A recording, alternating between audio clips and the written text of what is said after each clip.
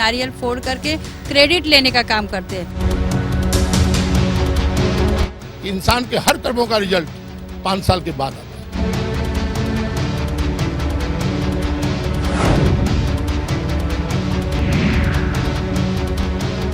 Break के बाद एक बार फिर से आप सबका स्वागत है मुंबई की आवाज में। जैसा पहले ही कहा कि इस समय हम मौजूद है मुंबई सेंट्रल के सिटी मॉल सेंटर के बाहर, जहां पर लोग बैठे हुए हैं आंदोलन पर। ये 500 परिवार है जिनकी इस मॉल के अंदर दुकानें हैं, और जब डीबी रियल्टी ने यहाँ पर रीडेवलपमेंट का काम लिया, उसके बाद इनसे कहा गया कि आपकी दुकानें बनाकर जो है यहाँ पर आपको दिया जाएगा, आपको रेंट मिलेगा। हालांकि आज 14 से 15 महीने से इनको रेंट नहीं मिल रहा है।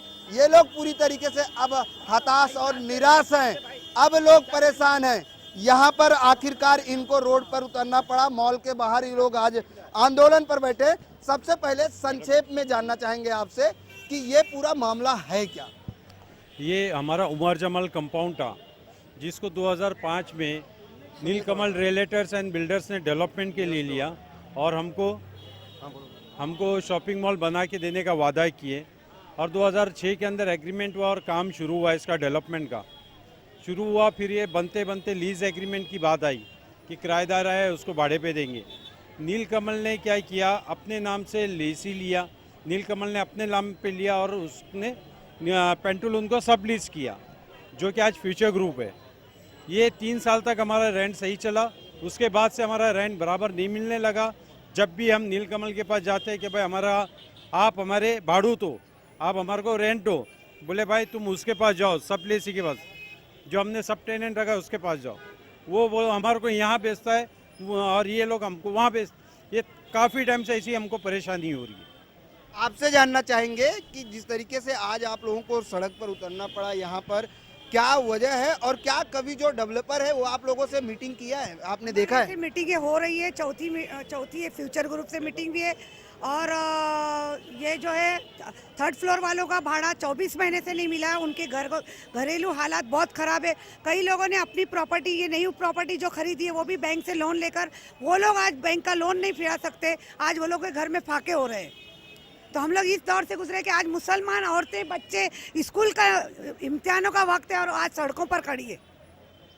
बिल्कुल, जब 3 बात की जाए तो भाड़ा नहीं है, हाथ से अपनी प्रॉपर्टी जाती दिखाई दे रही है, क्योंकि लोग परेशान है। लोगों की समस्या जस की तस बनी हुई है और इनके मीटिंग पे मीटिंग होती है, लेकिन इनकी जो समस्या है वो दूर होने का नाम नहीं ले रही। आपसे जानना चाहेंगे कि आखिर वजह क्या हुई कि बिल्डर से आप लोगों की मीटिंग होती है? रिसेंट में क्या कोई मीटिंग हुई क्या भाई, बात ऐसी है सर कि ये हमारा जो शाहिद बालवा बिल्डर है वो 2G घोटाले में गिर चुका है एकदम।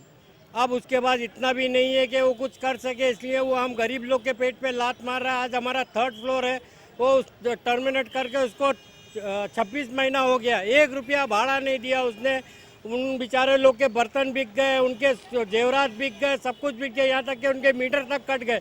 मगर वो साला कभी पलट के नहीं देखता कि पूछूं कि इनके क्या हाल क्या है क्या नहीं है। एक पैसे से मोहताज करके रखा उसने। और हमारी जो ये हालत हो गई है कि भाड़ा दिया नहीं दिया, 6 महीना, 8 महीना, 7 महीना भाड़ा रोक के रखता है। शाहिद बालवा ने तो ये हाल कर दिया हम लोग का कि हमारे खाने तक के वांदे हो गए, हमारे बच्चे तक स्कूल जाना छोड़ दिए। घर में बैठे हुए कहाँ से लाएंगे हम पैसा? कोई बीमार पड़ता है, कोई हॉस्पिटल में जाता है तो हमको प्राइवेट छोड़ जे में भागना पड़ता है। किधर जाएंगे हम, क्या करेंगे? हमारे पास कोई रास्ता नहीं है, कोई हेल्प नहीं है। और मीडिया वालों को बुलाओ तो कोई आने को राजी नहीं है। कमिश्नर के पास जाओ, इधर जाओ तो बोलते भाई वो सब हमारी जेब में, वो कोई तुम्हारा साथ देने वाला नहीं। हम कितने परेशान होंगे, कब तक परेशान, कब तक बर्दाश्त करेंगे? कोई हमारा साथ देने। भाई मैं आप लोग से गुजारिश करता हूँ कि भाई हमारे लोग की मदद करो आके और हमारा साथ दो कि हम एक नहीं, हम कम से कम 500,000 फैमिली है इधर यहाँ पे इस मॉल के अंदर में। हमारे हाथ में कुछ भी नहीं है, सब कुछ उन लोग ने लूट लिया हमसे, सब कुछ छीन लिया हमारे से। हमारे पास कुछ भी नहीं बचा है, बस सिर्फ ये है कि कुआं खोद पानी पीने जैसा हिसाब है हमारा रोज का। आपसे एक सवाल और है, जैसे आपने कहा जब हम शिकायत लेकर जाते हैं तो हमें ये कहा जाता है कि सब कुछ हमारी जेब में है। ये शब्द किसने आपसे कहा? ये शाहिद बालवा है, उस्मान बालवा है, इन लोग क्या, इन लोग के घर के मेंबर है सब। ये लोग जितने भी मिनिस्ट्री है आपने देखा होगा 2G घोटाले में, मैं क्यों बताऊं, देखे होंगे बड़े बड़े लोग उनकी प्लेन में घूमते थे, प्लेन में जाते थे। आप लोग सब जानते होंगे 2G घोटाले में शाहिद बालवा जब पकड़ा गया तो सब प्लेन वेन का दिखाया था, कितने मिनिस्टर लोग उसके साथ घूमते थे। तो वो बोलता है ये सब मेरे फैमिली मेंबर्स है, तुम मेरा कुछ नहीं बिगाड़ सकते, तुम मेरा कुछ नहीं उखाड़ सकते। तो हम इसके आगे क्या करेंगे फिर? बिल्कुल, यानी ये 500 परिवार जब अपनी शिकायत लेकर उस डेवलपर के पास जाते हैं जिससे इन्होंने अपनी प्रॉपर्टी का डेवलप करने का एग्रीमेंट बनाया था, तो उनसे ये कहा जाता है कि आपको जो करना है कर लीजिए, सब कुछ मेरी मुट्ठी में है, यानी कुछ भी नहीं हो सकता। आप कुछ कह रहे थे। वो भरोसे पे हमने किया और हमारा भरोसा अब टूट चुका है। अब हमको अपनी प्रॉपर्टी वापस चाहिए, हमारे शॉप वापस चाहिए। कोई भी मीडिया का दरवाजा हमारे लिए नहीं खुला है सिवाय लेमन न्यूज चैनल के। हम आपके आभारी है बहुत बहुत, जो आप हमारा हर न्यूज चैनल वालों का दरवाजा हमारे लिए बंद है। जैसे शाहिद बलवा ने हमारे लिए हर रास्ता बंद कर दिया है, शायद उसने न्यूज चैनल को भी पूरा रास्ते से बंद करवा दिया है। बिल्कुल, लोगों की समस्या बढ़ती जा रही है क्योंकि इनकी दुकानें यहाँ पर हैं, दुकानें बंद हैं, दुकानों का एग्रीमेंट होता है, किराए नहीं मिल रहे हैं, ऐसे में घर चलाना कितना मुश्किल है। आप कुछ कह रहे थे। अपने बच्चों की शादी में 20 करोड़ रुपया खर्चा करने को होता है, लेकिन दूसरों का पैसा बाकी है वो देने को नहीं होता इनको।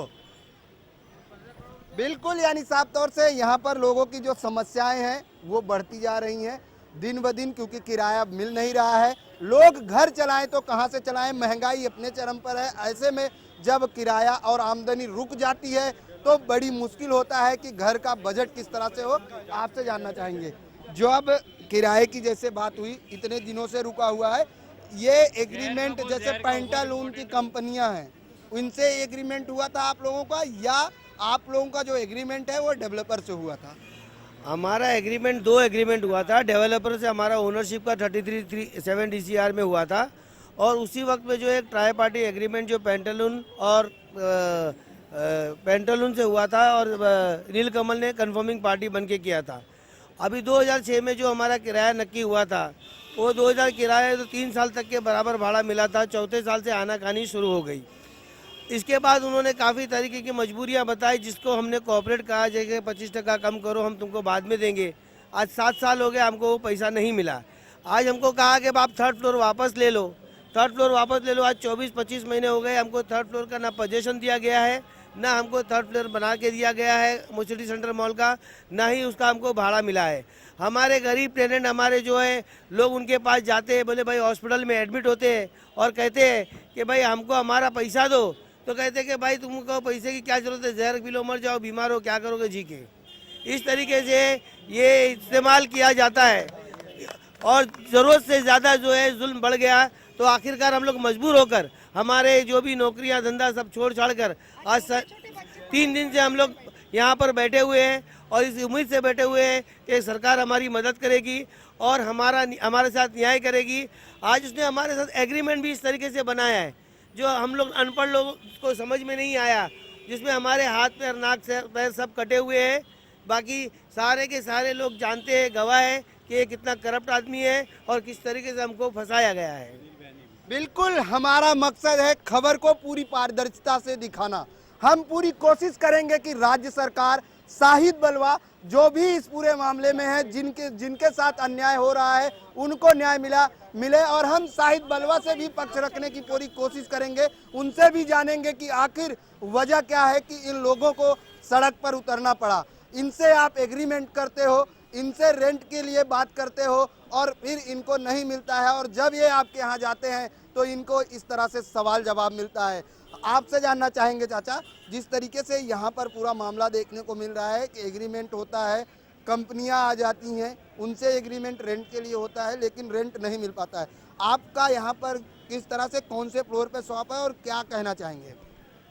मेरी दुकान ग्राउंड फ्लोर पर है भाई, और ये जो मॉल बना है ना, मॉल के पीछे एक टावर है जिसका नाम है ऑर्चिड एनक्लेव। इसके ऊपर सुप्रीम कोर्ट का स्टे है। अल तमस कबीर नाम के एक जज ने इसको स्टे किया है, और वो स्टे को अपना बॉम्बे हाई कोर्ट ने बरकरार किया है। वो स्टे होने के बावजूद भी इनका आज तक कोई काम रुका नहीं है। इनकी इतनी अच्छी सेटिंग है चौकी के अंदर, BMC के अंदर, माडा के अंदर, क्या हमारी कोई सुनवाई उधर नहीं होती है भाई। हम जाते हैं तो हमारी को कोई डॉक्यूमेंट मिलता नहीं है उधर से। RTI डालो, RTI से सही जवाब नहीं निकलता है उधर से। और खाली यही नहीं है, ये लोग जितने भी पॉलिटिशियन जो इनके रिलेटेड है वो इनको हेल्प करते हैं, तो ये शेर बन के बैठे हैं, बोले हमारा कोई कुछ बिगाड़ ही नहीं सकता है। इनका बोलना ऐसा है भाई।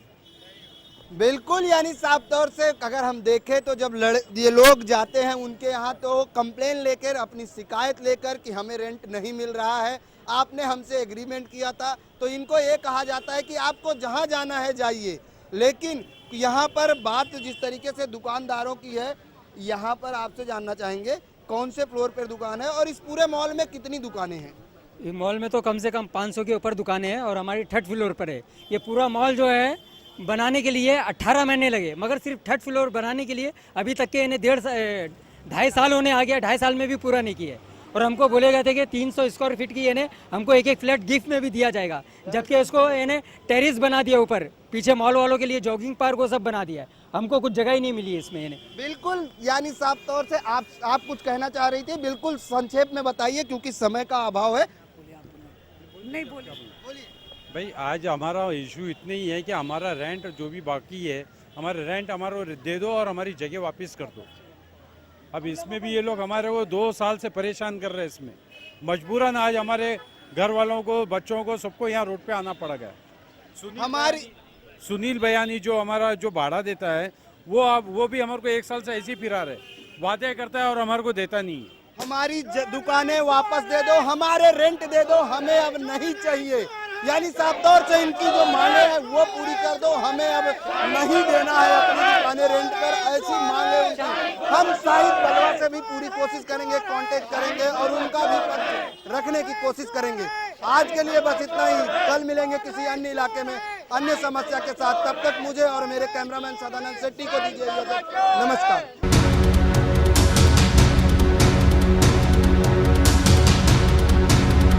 नारियल फोड़ करके क्रेडिट लेने का काम करते हैं। इंसान के हर कर्मों का रिजल्ट 5 साल के बाद आता है।